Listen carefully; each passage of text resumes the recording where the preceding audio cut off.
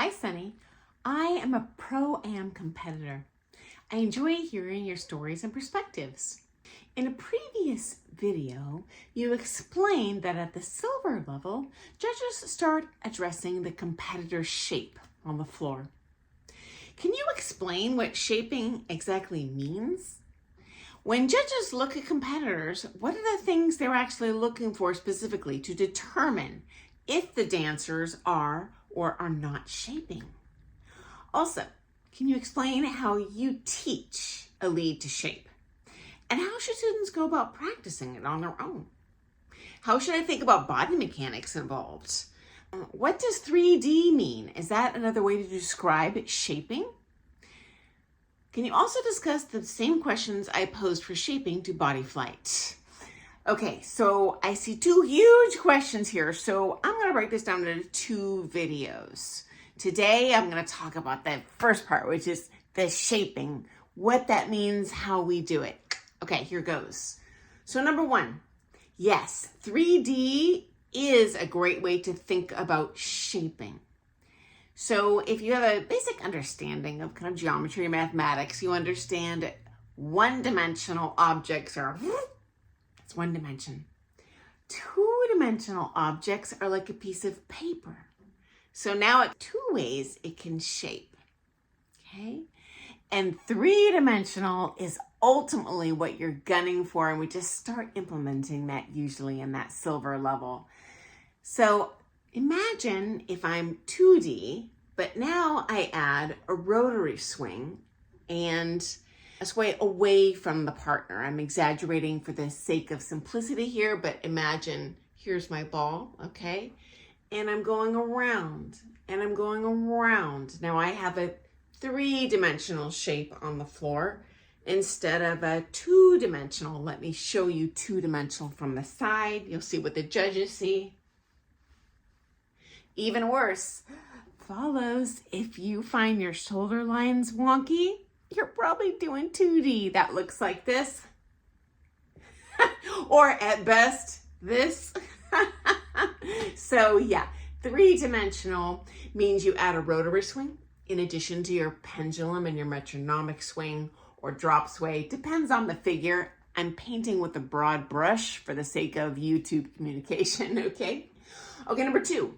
The common mistake I've seen in most of my students is they attempt to execute the 3D. They see a YouTube video or champ level of a comp and they're like, oh, I want to do that. But they only can physically do the two-dimensional. And the problem is they haven't mastered the two-dimensional, okay? So when you're learning to read, you don't start with a novel like War and Peace, right? You start with what are the letters? What are the sounds of the letters?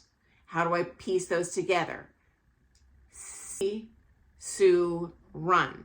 And you gradually add on. You make longer sentences, paragraphs, etc. Okay, so dancing is no different. Honestly, you're never going to learn it if you don't master just the sound of the letters first, which is essentially what you're doing in bronze. And silver, we start to piece those together into words, okay? In gold, you're kind of making words into sentences. And then when you get to open, you're really writing novels at that point. So hopefully that's an analogy that you get. But anyway, yeah, I see people only capable of this trying to do three-dimensional, and they end up doing this. Now they're kind of a combo of one and two-dimensional. Okay, next up.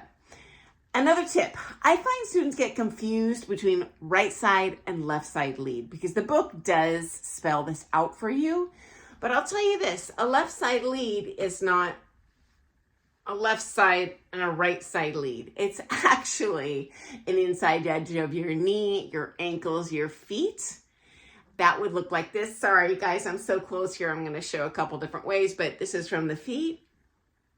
This is from the waist. Hopefully we can see the difference. So it's super important when you're working on bronze, working on silver, to nail the footwork. That's where it all starts.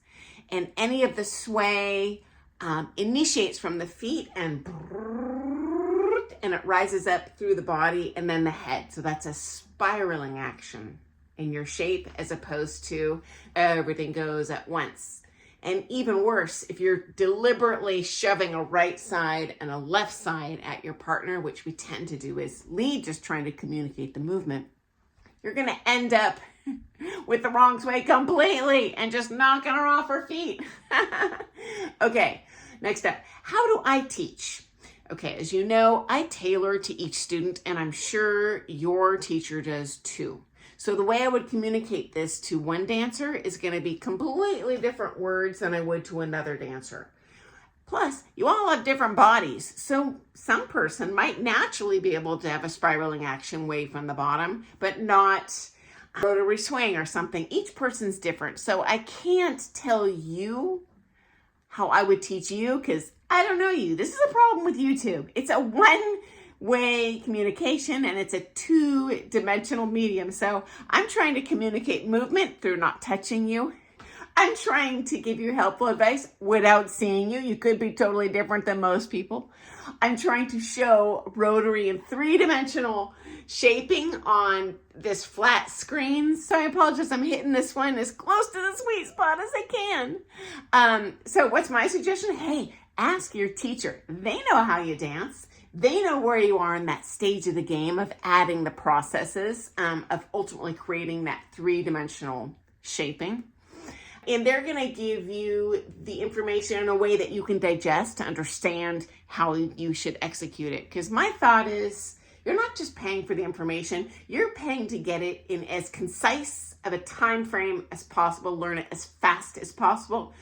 You'll get an exponential more value for your dollar that way. So definitely ask your teacher. Okay, and then how do I go about this as a student practicing at home? I isolate. Don't try and learn everything at once. You will choke on the dinner. Start with the entree, finish with the dessert, many layers. So initially just figure out master my routines, muscle memory. Once that's reliable, okay, what are the heels and toes? Okay, now that I've got that reliable and complete muscle memory, I can do it without thinking about it. Then I'm going to start adding angles. Then I'm going to start adding CBM. And you can layer on. I got news for you. The flight and the shape are the very last thing that you're really going to dial in. If you try and do it any sooner, you're just shooting yourself in the foot. So I would say patience. You know what? Dancing is a long haul game. There's no short-term cheat. No pro ever jumped out of the womb as a champion. Didn't happen. You know what we all started with? Forward, side, together, back, side, together. You know what? I was there too. I remember my first lesson. It didn't look like my dancing does today. So patience, my friend, and a ton of repetition. So I hope that helps. I'll do a follow-up video and talk about the flight and kind of what that means on that comp floor.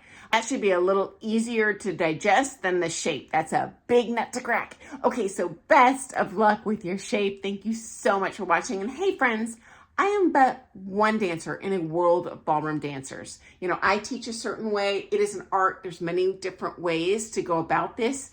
If you found a hack that's worked for you, hey, shout it out in the comments. We'd all love to see it. Okay, guys? Okay, I look forward to seeing you first thing tomorrow morning for some more things ballroom dance. And thank you so much to you guys who give me a thumbs up as soon as you watch a video. I get so stinking excited. And thank you to all of you who show me so much grace with my amateurish presentation on these videos, because I'm no influencer. I'm just a ballroom dancer. Okay, guys, toodles.